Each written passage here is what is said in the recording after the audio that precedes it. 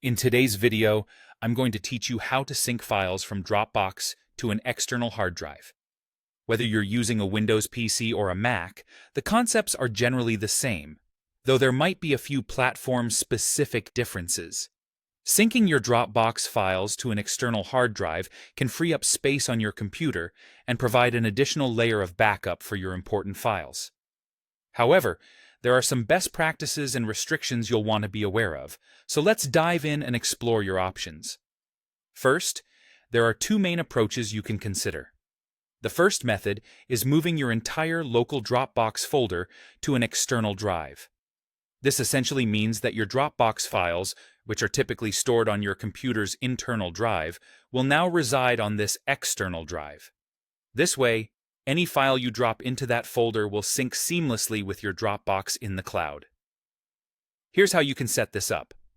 Start by making sure your external hard drive is properly connected and mounted to your computer.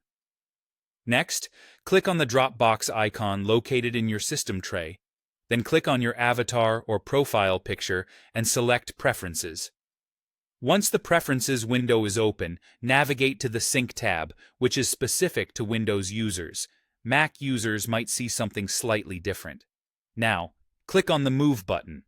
On a Mac, you'd look for something that says Dropbox Folder Location. Then, choose a folder on your external drive as the new home for your Dropbox files. Let Dropbox do its thing. It will move the files and finish syncing everything there. Now, you might prefer the second method, which is to back up or copy the contents of your Dropbox to an external hard drive. Unlike the first method, where your active Dropbox folder moves to the external drive, this time you'll keep your Dropbox folder on your computer's internal drive. You only copy its contents over to the external drive periodically, or even set it to happen automatically for archiving purposes. This approach significantly reduces the risk of sync errors and can be a more stable way of backing up. For this second method, you have a couple of options.